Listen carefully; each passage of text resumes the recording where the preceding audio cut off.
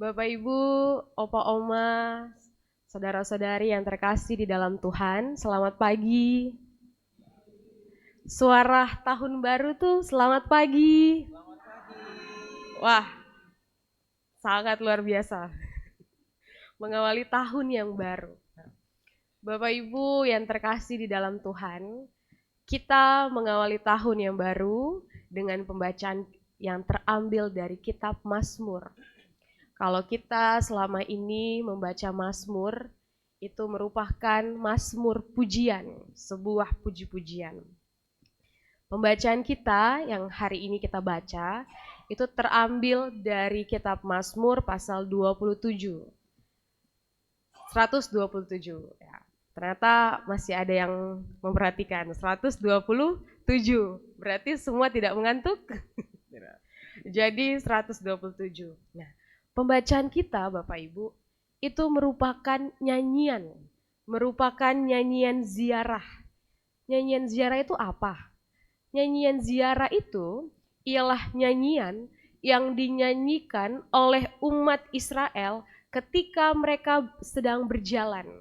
Ketika mereka sedang berjalan menuju Yerusalem. Jadi ketika mereka datang ke Yerusalem, itu bukan karena mereka lagi bingung mau kemana, karena mereka hanya mau pergi begitu saja. Tetapi mereka pergi ke Yerusalem karena kota Yerusalem itu dipahami sebagai pusat peribadahan, sebagai pusat iman. Jadi tempat berjumpa dengan Tuhan. Nah, akhirnya mereka mengarahkan hidup kembali kepada Tuhan. Para perziarah ini itu datang dari berbagai daerah. Jadi kalau tadi Bapak Ibu datang dari Mampang, dari Sawangan Permai, lalu kita datang dan kita beribadah di daerah Dayaguna, Jalan Dayaguna di gereja kita. Nah, seperti itu, para perziarah dari seluruh wilayah Israel, mereka yang berasal dari Galilea itu terletak di bagian utara dan mereka harus berjalan sekitar 150 km. Jadi kalau waktu yang ditempuh hingga 4 hari, bahkan sampai 7 hari mereka berjalan kaki. Bukan hanya dari wilayah Galilea, ada juga dari wilayah Samaria yang terletak di antara Galilea dan Yudea. Jadi mereka jaraknya lumayan tidak jauh, yaitu 50-70 km yang dapat ditempuh 2 hingga 3 hari ketika berjalan kaki. Tidak sampai situ, ada juga yang sementara mereka tinggal di Yudea dan daerah sekitarnya itu lebih dekat lagi, sekitar 10-14 km. Namun tetap mereka membutuhkan 2 hari untuk perjalanan. Bahkan tidak sedikit Bapak Ibu, peziarah yang datang dari diaspora Yahudi, dari Babel, dari Syria, Mesir, hingga Asia Kecil. Mereka harus mengeluarkan banyak tenaga karena mereka menempuh perjalanan hingga berminggu-minggu lamanya, bahkan berbulan-bulan. Itu mereka melintasi wilayah yang asing, wilayah mereka tidak ketahui, dan tentunya resiko tentang ketidakpastian itu pasti ada. Dan resiko perjalanan itu juga pastinya ada. Apa yang membuat mereka datang sangat jauh ini? Apa yang membuat mereka harus berjalan kaki lamanya untuk datang ke Yerusalem? Jadi yang membawa mereka untuk datang ke Yerusalem bukan hanya sekedar tradisi atau kebiasaan turun-temurun yang harus mereka lakukan, tapi kalau Bapak Ibu baca di Ulangan pasal 16, menurut hukum Taurat, di situ umat Israel diwajibkan. Umat Israel diwajibkan ke Yerusalem. Pada saat itu dikatakan kepada anak laki-laki, diwajibkan dia ke Yerusalem 3 kali setahun untuk menghadap Tuhan. Untuk menghadap Tuhan dan merayakan sejarah hidup mereka. Yaitu kalau Bapak Ibu masih ingat ada 3. Yang pertama yaitu hari Paskah. untuk mengenang bagaimana Tuhan membebaskan umat Israel. Lalu yang kedua, hari raya Minggu Pentakosta. Hari raya Minggu Pentakosta sebagai ungkapan syukur mereka dari hasil panen. Lalu yang ketiga, hari raya Pondok Daun untuk mengenang penyertaan Tuhan selama mereka berjalan di padang gurun. Bapak Ibu yang terkasih, perjalanan ini bukanlah perjalanan yang mudah. Perjalanan ini mereka harus meninggalkan rumahnya. Mereka harus meninggalkan pekerjaannya. Bahkan mereka harus meninggalkan seluruh rutinitas hidup mereka sehari-hari untuk sementara waktu. Jadi di dalam hati mereka ketika berjalan, ketika melakukan peribadahan itu, pastinya ada kekhawatiran, ada kecemasan, dan bahkan sudah hatinya khawatir, tubuhnya itu juga merasa lelah. Jadi kalau sudah batin, fisik, bahkan sudah sama-sama melemah, tentu saja banyak hal yang terjadi. Tetapi ketika mereka berjalan itu, ketika mereka sedang lelah itu, hati dan bahkan fisiknya, itu mengingatkan mereka bahwa mereka itu adalah manusia yang terbatas. Mengingatkan mereka, ternyata mereka itu penuh dengan kerapuhan sebagai manusia. Jadi sepanjang perjalanan itu, para perziarah tidak hanya melangkahkan kakinya, tidak hanya dia berjalan, tidak hanya dia melangkahkan perjalanan ke Yerusalem, tetapi perjalanan itu Bapak Ibu sebagai perenungan hidup mereka. Mereka merenungkan kembali apa yang Tuhan sudah berikan dalam kehidupan mereka. Jadi perjalanan itu bukanlah perjalanan yang biasa, tetapi perjalanan yang membawa pada perenungan. Jadi ketika Mazmur 127 dilatunkan oleh para perziarah, mereka menyanyikan, mereka menyerukan para perziarah mengungkapkan sebuah pengakuan iman. Jadi ketika mereka berjalan, mereka sambil menyanyikan Mazmur 127 sebagai pengakuan iman mereka. Pengakuan iman itu adalah penyerahan diri mereka kepada Tuhan.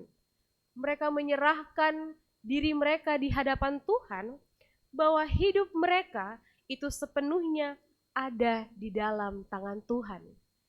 Jadi hatinya sudah cemas, khawatir, tubuhnya lelah, tetapi mereka menyanyikan seruan pengakuan bahwa hanyalah Tuhan yang adalah sumber kekuatan bagi mereka.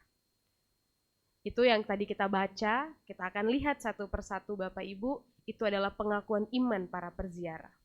Kita lihat di ayat yang pertama, yang menyatakan, jikalau bukan Tuhan yang membangun rumah, sia-sialah jerih payah yang membangunnya.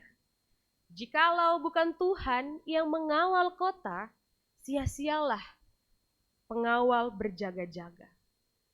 Ini merupakan sebuah kejujuran. Ini merupakan sebuah kerendahan hati. Sebesar apapun usaha manusia untuk membangun kehidupan keluarganya, kotanya, bahkan di sini katakan kotanya, sebesar apapun dia bekerja keras, sebesar apapun dia mengejar dan dia berupaya untuk rencana impian dan masa depannya, semua itu akan kehilangan maknanya jika dia tidak melibatkan Tuhan di dalamnya. Jadi para perziarah ini Bapak Ibu, mereka mengakui dengan benar. Mereka mengakui bahwa keberhasilan dan perlindungan yang mereka dapatkan itu tidak bersumber pada kekuatan diri mereka sendiri, melainkan pada Tuhan yang memelihara kehidupan. Oleh karena itu, ketika mereka sudah menyadari itu, mereka meluruskan pandangannya. Kalau kita lihat di ayat kedua, sia-sialah kamu bangun pagi dan baru beristirahat sesudah larut malam, untuk mencari nafkah dengan jerih payah, sebab kepada yang dicintainya Tuhan memberi waktu untuk tidur. Mereka mau meluruskan pandangannya. Selama ini mereka berpikir, semakin mereka bekerja keras, semakin mereka bekerja keras terus-menerus, dari pagi sampai malam, pagi lagi ke malam, mungkin berbeda waktunya. Nah, semua hasil dari upaya kerja keras itu bisa mencukupi kehidupannya. Jadi usaha manusia untuk memenuhi kehidupannya, dia selalu berpikir, semakin saya punya banyak pekerjaan, semakin saya terus bekerja, itu artinya saya sudah berjuang dalam hidup untuk mencukupkan kehidupan. Namun Mazmur mengingatkan bahwa Tuhan tidak mengatakan kalau bekerja itu salah. Bekerja itu tidak salah. Bangun pagi, berusaha bertanggung jawab, semua itu baik Bapak Ibu. Dan itu perlu untuk kita lakukan sebagai manusia yang memenuhi kebutuhan. Tetapi yang Tuhan tegur adalah ketika hidup kita itu hanya bergantung pada usaha kita sendiri, seolah-olah kalau kita tidak kerja, terus hidup kita tuh akan hancur. Kalau kita tidak mengontrol semuanya, kita akan kehilangan segalanya. Tapi Mazmur katakan, ketenangan dan rasa aman itu muncul ketika seseorang bekerja dengan sungguh-sungguh di hadapan Tuhan, namun hatinya itu bersandar pada Tuhan, bukan pada tenaga, bukan pada jam kerja, dan bukan hasil semata. Jadi ketika Bapak Ibu bekerja terus-menerus dengan rutinitas, lalu hati Bapak Ibu dengan kekosongan, berarti Bapak Ibu tidak melibatkan Tuhan. Karena Mazmur katakan kedamaian hati itu dia tahu bekerjanya dan bersandar kepada Tuhan. Karena seringkali kehidupan kita manusia sampai saat ini, dan mungkin kalau Bapak Ibu merenungkan selama tahun 2025, karena kita ada dalam tekanan, harus bekerja keras, berjuang tanpa henti, seperti tadi dari pagi sampai malam. Akhirnya, kita lupa kerja, benar. Kerja, oke. Tapi ternyata kita lupa akan Tuhan. Ketika kita terus bekerja, kita lupa akan Tuhan, kita lupa keluarga, kita lupa istri, kita lupa anak, dan lupa akan kebersamaan di dalam keluarga. Karena ternyata tadi kita bergantung pada jam kerja, dan itu semua membuat kita tidak damai di dalam hati. Tetapi yang Mazmur katakan, ketika kita dapat bekerja dengan tenang, dengan kedamaian hati, kita tahu bahwa kita bersandar di hadapan Tuhan. Jadi, kalau di sini dikatakan banyak orang merasa bahwa nilai dirinya itu ditentukan oleh seberapa sibuknya. Jadi kalau orang tanya, Bapak, Ibu, hari ini saya boleh ketemu? Maaf, saya sedang sibuk, ada pekerjaan. Jadi semakin sibuk, semakin banyak pekerjaan, itu tandanya, wah, itu nilai dirinya itu tinggi. Tapi ternyata Bapak Ibu, akibatnya ketika orang terlalu bekerja, tidur, beristirahat, itu tanda kelemahan bagi dirinya. Tetapi di sini Mazmur katakan, di tengah situasi seperti inilah, itu mau mengingatkan kita bahwa hidup tidak hanya ditopang oleh usaha kita manusia, tetapi pemeliharaan Tuhan. Kalau ternyata kehidupan kita lakukan dengan terlalu bergantung pada pekerjaan, kita sama saja meremehkan Tuhan Bapak Ibu. Sama saja kita meremehkan Tuhan, bahwa Tuhan itu tidak sanggup untuk memenuhi kehidupan kita. Tuhan tidak sanggup untuk memelihara kehidupan kita. Karena ternyata kita tahu bahwa kita adalah sumber pekerjaan itu dan kita harus berjuang. Itu benar. Tapi ternyata itu kita tidak ada di dalam hati yang damai. Kita tidak seimbang. Mazmur itu mau katakan tentang keseimbangan. Bekerja, bersekutu di dalam Tuhan. Bekerja, iya, bersekutu dan kita datang melibatkan Tuhan. Keseimbangan ini kita ada dengan waktu keluarga, kita ada dengan hati kepada Tuhan, kita ada di dalam keseimbangan yang cukup ini. Jadi hati yang damai itu boleh benar-benar kita rasakan di dalam kehidupan. Karena tadi pemeliharaan Tuhan itu sungguh ada kepada semua orang yang terus mengandalkan dan percaya kepada Tuhan. Oleh karena itu, kalau kita lihat di ayat yang ketiga, pemazmur kemudian mengarahkan perhatiannya kepada keluarga. Ketika tadi sudah ditegur tentang seseorang yang hanya fokus pada kerja, tapi ayat ketiga dikatakan, sesungguhnya anak laki-laki adalah milik pusaka Tuhan dan buah kandungannya adalah suatu upah. Anak seringkali dipandang sebagai beban. Kalau kita lihat kenyataan zaman now atau kehidupan sekarang, karena tuntutannya besar.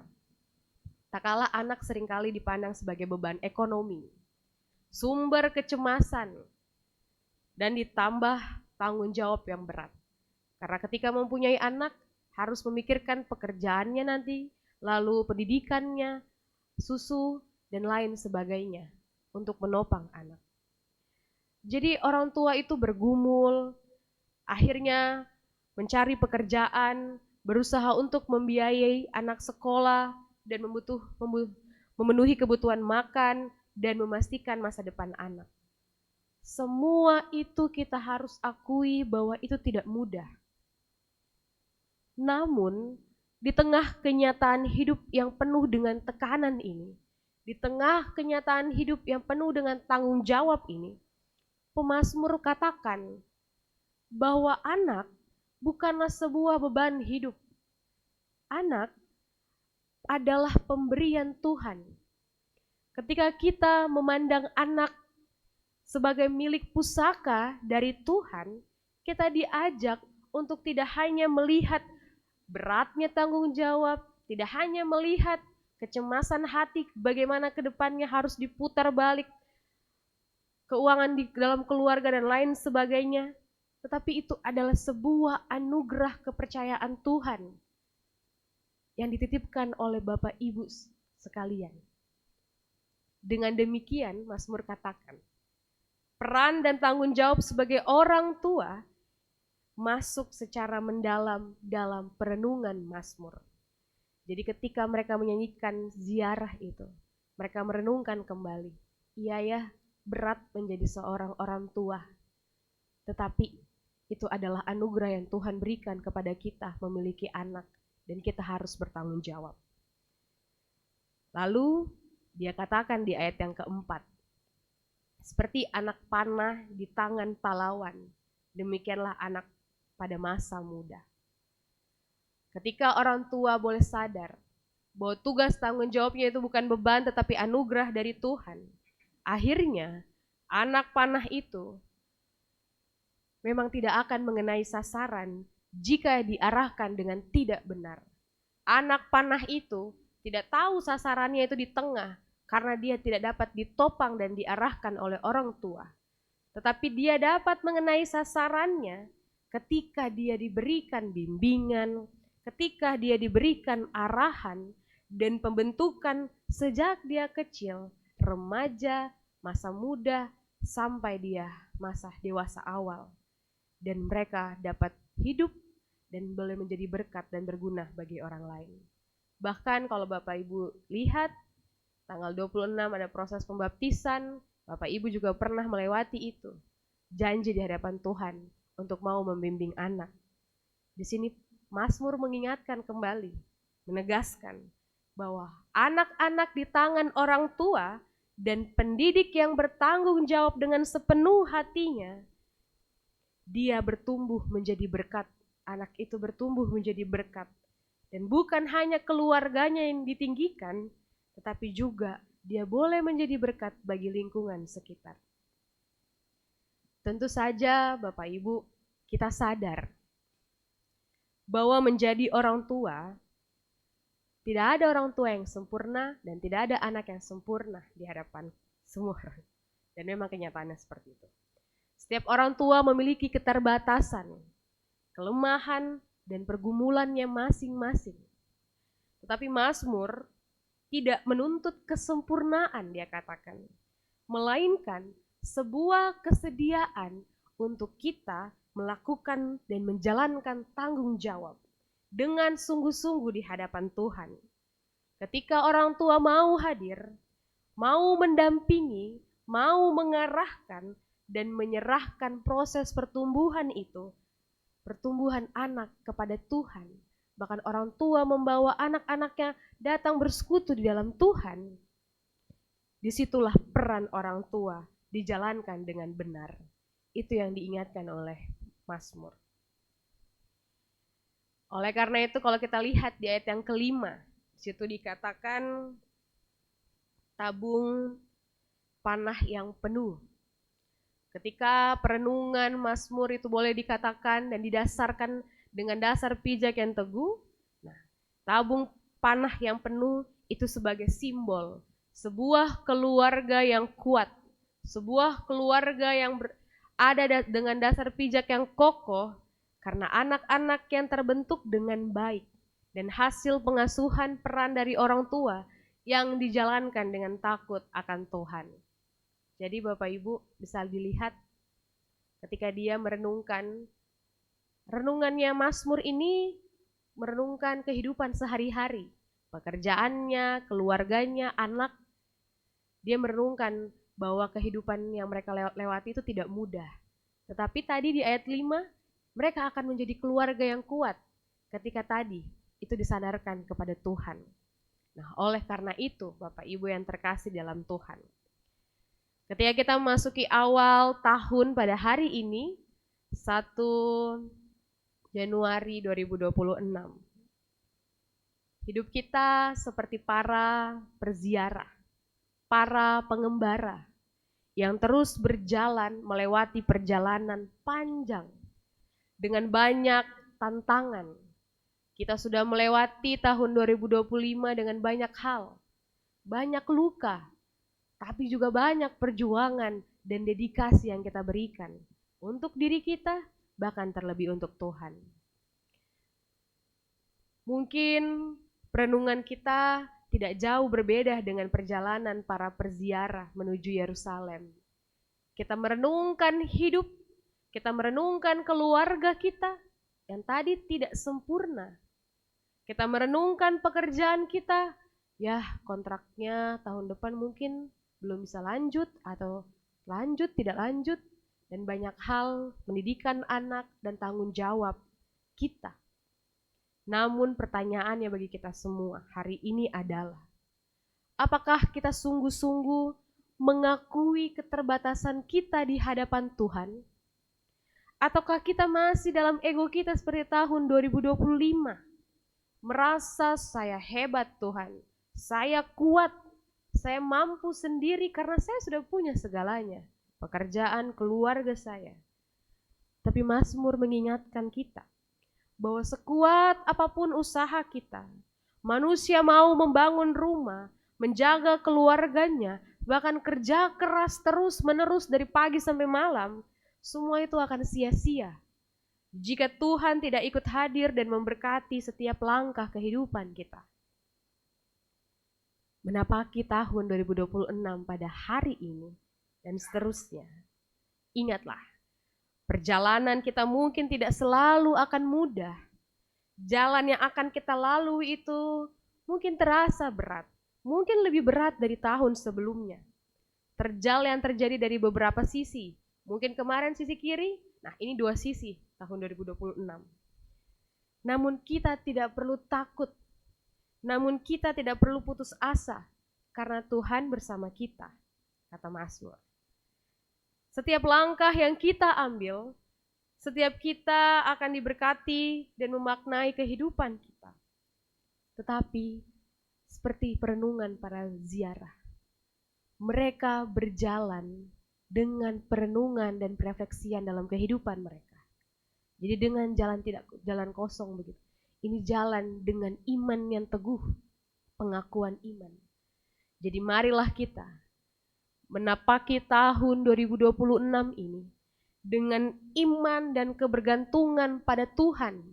Kalau tahun 2026 kita masih bolong-bolong ada di hadapan Tuhan, tidak seimbang, pekerjaan yang lebih dominan tetapi tidak tumbuh dalam satu persekutuan, marilah kita melakukan pembaharuan dan perubahan. Jadi dengan iman kebergantungan kepada Tuhan, kita boleh berjalan bersamanya. Kesulitan menjadi sebuah pelajaran bagi kita, tantangan menjadi kesempatan bagi kita, dan perjalanan hidup kita itu menjadi sarana pertumbuhan. Tantangan pergumulan itu menjadi tanda berkat dan kemuliaan bagi Tuhan. Jadi ketika kita melangkah ini ke tahun 2026, ketika kita ada persoalan, jangan marah dan mempertanyakan kepada Tuhan, tapi tetap terus berseru kepada Tuhan, tapi periksalah hati untuk melakukan pembaharuan. Pembaharuan tidak dilakukan pada Natal atau Tahun Baru saja, tapi setiap hari perenungan kita, dan itu merupakan pengakuan iman kita kepada Tuhan. Tuhan Yesus memberkati kita semua untuk menapaki setiap langkah kehidupan kita hari lepas hari. Amin.